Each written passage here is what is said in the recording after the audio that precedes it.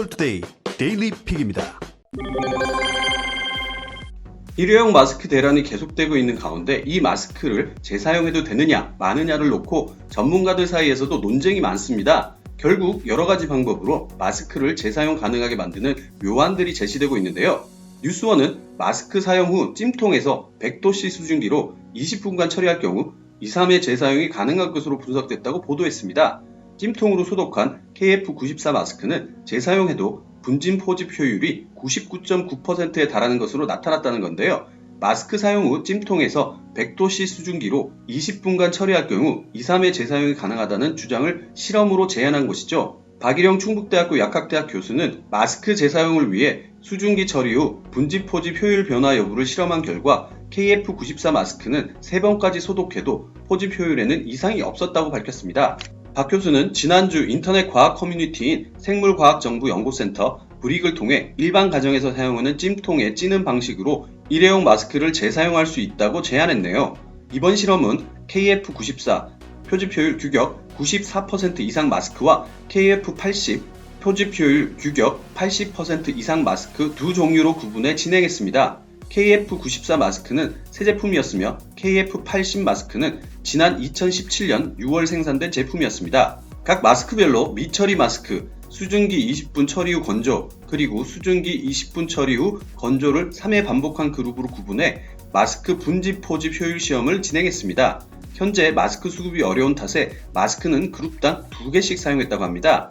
분석 결과 KF94 마스크는 세 그룹 모두 분진 포집률 99.9%를 기록했는데요. 찜통을 이용해 수증기에서 20분간 찐 후 건조시킬 경우 3회까지는 기능에 문제가 없는 것이 입증된 거라는데요. 반면 KF80 마스크는 조금 다른 결과를 보였습니다. 수증기 처리 과정에서 효율이 조금씩 줄어든 것인데요. 또한 마스크 2개 중 하나가 수증기 처리를 1회 했을 때 80% 미만으로 나왔는데 3회 처리했을 때는 약 90%가 나왔습니다. KF80 시험 결과 미처리 마스크는 분진 포집률 검사 결과 각각 97.7%와 97.8%를 기록했는데 수증기 20분 처리 후 건조한 마스크는 분진 포집률 94.6%와 77.3%를 나타냈습니다. 마지막으로 수증기 20분 처리 후 건조를 3회 반복한 마스크들은 90.6%와 90.1%의 분진 포집률을 보였다고 밝혀 마스크 재사용 방법에 대한 논란은 계속될 것으로 보입니다. 기업 가치 1조 원 이상을 인정받은 스타트업 기업을 유니콘 기업이라고 하죠. 딱 들어도 좋은 직장일 것 같은데 고용 인원이 느는 만큼 퇴사율도 같이 늘어나고 있다고 해 주목을 받고 있습니다. 한국일보는 정부가 적극 육성 중인 유니콘 기업의 고용 인원이 늘고 있지만 퇴사율도 동반 상승하는 등 인력 이탈 현상이 심화하는 것으로 나타났다고 언급했습니다. 기업 평가 사이트 CEO스코어에 따르면 유니콘 기업과 예비 유니콘 기업 38곳 중 고용과 실적을 공시하는 21개 기업의 지난해 평균 채용률과 퇴사율은 각각 6.0%, 4.3%로 집계됐습니다. 이들 기업의 최근 3년간 연간 평균 채용률은 2017년 6.6%에서 2018년과 작년 각각 6.0%로 낮아졌습니다. 반면 퇴사율은 2017년 4.0%에서 2018년 4.2%, 2019년 4.3%로 오르고 있습니다. 실질적인 고용은 둔화하는 양상을 보이고 있다는 지적이 나오는데요. 현재 국내 유니콘 기업은 쿠팡과 옐로우 모바일, LMP 코스메틱, 크래프톤, 비바 퍼블리카, 우아한 형제들, 야놀자, 위메프, GP클럽, 무신사, 에이프로젠 등 11곳입니다. 또 중소벤처기업부가 예비 유니콘으로 선정한 기업은 OTD 코퍼레이션, DS글로벌, PPB 스튜디오스, 리디, 마이리얼트립, 메쉬코리아, 바로고, 왓챠 등 27곳입니다. 이 중 퇴사율이 가장 높은 기업은 OTD 코퍼레이션으로 연평균 14.1%였습니다. 이어 옐로우 모바일 11.3%, 위메프 10.9% 등이 10%를 넘는 퇴사율을 기록했네요. OTD 코퍼레이션은 2017년 11.1%, 2018년 15.8%, 2019년 14.1%로 3년 연속 두 자릿수 퇴사율을 기록했습니다. 퇴사율이 채용률보다 높은 곳은 옐로우 모바일과 DS글로벌, PPB 스튜디오스, OTD 코퍼레이션 등 4곳이었습니다. 옐로우 모바일은 지난해 퇴사율이 11.3%인데 채용률은 2.9%에 그쳤죠. 유니콘 기업 11곳 중 고용 인원이 1000명을 넘는 곳은 쿠팡이 유일했는데요. 지난해 말 국민연금 가입자 기준 쿠팡이 9,032명이었으며 우한 형제들 906명, 야놀자 768명, 무신사 370명, 비바 리퍼블리카 317명, LMP 코스메틱 244명, 에이프로젠 178명 등의 순이었습니다. 미국의 인기 드라마 시리즈 로스트로 국내외에 유명한 한국계 배우 데니얼 대 김이 코로나19 확진 판정을 받은 것으로 알려졌죠. 팬들에게는 안심하라는 메시지를 남겼지만 동양인 차별에 대해서는 무척 화가 난 것 같습니다. 세계일보는 데니얼 대 김이 온 오프라인상에서 빠르게 확산 중인 동양인 인종차별을 그만 멈추라고 따끔하게 충고했다고 보도했습니다. 데니얼 대 김은 지난 20일 자신의 인스타그램에 영상 메시지를 올리고 어제 코로나19 양성 판정을 받았다. 난 괜찮다고 전했습니다. 그는 여러분에게 내 정보가 도움이 되기를 바라는 마음에서 내 여정을 공유하기로 했다며 여러분 모두 안전하고 침착하시고 무사한 길이라고 SNS로 입장을 밝히게 된 이유를 밝혔습니다. 미국 뉴욕에서 TV 시리즈 뉴 암스테르담을 촬영 중이었던 데니얼은 코로나19 감염 우려가 확산돼 드라마 촬영이 중단되자 비행기에 몸을 실었는데요. 그러나 그는 비행기에서 이상 증상을 느꼈고 집에 도착한 뒤 고열과 몸살이 시작돼 자가격리에 들어갔습니다. 이후 호놀룰루의 드라이브스루 코로나19 검사를 받고 확진 판정을 받았습니다. 데니얼은 현재 가족과 떨어져 격리 중이라며 여러분이 치료를 받으면서 조심하지 않는다면 사랑하는 사람을 포함한 수백만 명을 감염되게 할 수도 있다고 경고했습니다. 하지만 그는 바이러스는 인종, 성별 등을 가리지 않는다며 차별을 멈출 것을 호소했는데요. 그는 동양인에 대한 혐오, 인종차별을 제발 멈춰달라. 난 동양인이나 중국에서 감염된 게 아니다. 미국 뉴욕에서 감염됐다며 차별은 비겁하고 용서받을 수 없는 행동이라고 꼬집었습니다.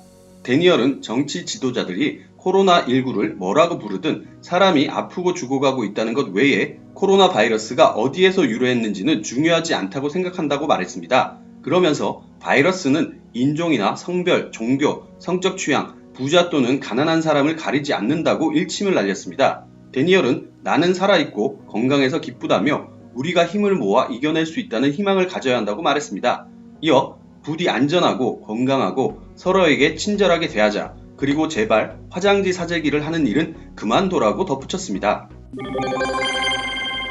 네이버가 뉴스 댓글 사용자의 프로필과 과거 댓글 이력을 공개하기 시작했다는 보도가 있었죠. 깜짝 놀랄 만한 큰 변화라고 할 수 있었는데요. 매일경제는 19일과 이 같은 정책 변경을 예고한 18일 네이버 뉴스 정치 분야에서 댓글과 작성자 수가 급감했다고 보도했습니다. 네이버 뉴스의 전체적인 댓글 수와 경제, 사회 등 다른 분야 댓글에서는 의미 있는 감소가 확인되지 않았습니다. 이틀간의 데이터만으로 예단하기는 어렵지만 정치 분야 악성 댓글이 특히 심각했다는 점을 고려하면 이번 개편이 일정 부분 효과를 낼 수 있을 것이라는 전망이 많습니다. 네이버 데이터랩 통계를 분석한 결과 19일 정치 분야에서는 79,044명이 150만 694개 본인 삭제 댓글 수까지 포함한 댓글을 작성했는데요. 18일에는 정치 분야 뉴스에 73,992명이 15만 1,940개의 댓글을 달았습니다. 이는 16일 8만 8,650명, 19만 6,053개, 17일 9만 1,516명, 20만 5,657개와 비교하면 불과 하루 만에 댓글 4, 5만 개, 작성자 수는 1만여 명 줄어든 수치입니다. 같은 요일로 비교해보면 18일 수요일과 19일 목요일의 네이버 뉴스 정치 분야 댓글 수는 전주 같은 요일 대비 10만 건 가까이 줄어들었습니다. 11일 수요일에는 10만 8,784명이 24만 9,304개의 댓글을 달았으며 12일 목요일에는 11만 4,119명이 26만 8,718개의 댓글을 달았습니다. 네이버 뉴스 댓글 정책 변경 효과는 정치 분야에서 가장 두드러지게 나타나고 있는데요. 네이버 뉴스 전체 댓글 통계를 살펴보면 종전과 큰 차이가 발견되지 않았습니다. 부문별로는 경제 분야에서 16, 17일보다 18, 19일에 댓글 작성자와 댓글 수가 오히려 증가했습니다. 영상은 고화질로 보는 게 제맛일 텐데 갑자기 넷플릭스가 모든 영상 스트리밍 전송률, 즉 화질을 낮추기로 했다는 얘기가 나와 의구심을 자아내고 있는데요. 한겨레는 실시간 동영상 재생 서비스 넷플릭스가 한 달 동안 유럽 지역 스트리밍 품질을 낮춘다고 보도했습니다. 미국 CNN을 인용해 보도한 바에 따르면 넷플릭스가 30일 동안 유럽 모든 영상 스트리밍 전송률, 즉 비트레이트를 낮추기로 했다는 건데요. 넷플릭스 대변인은 유럽 네트워크망의 정체 현상을 25%가량 줄이고 가입 회원들에게 고품격 서비스를 보장할 것으로 보고 있다고 밝혔습니다.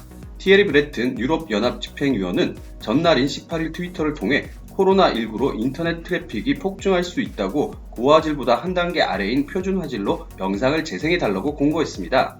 기관망 인프라가 상대적으로 낙후된 유럽은 코로나19로 인터넷 사용량이 크게 늘면서 네트워크망 과부하를 우려하고 있는데요. 교환국을 연결하는 유선 기관망이 대용량 트래픽을 수용하지 못하면 교신 기능이 마비될 수 있어서이죠. 한국 통신사들은 광 케이블과 기지국, 통신 장비 등을 바꿔 기관망 처리 속도와 용량을 매년 늘리고 있지만 유럽 통신사들은 그 속도가 상대적으로 느리고 처리 용량도 더 작은 편이라고 합니다.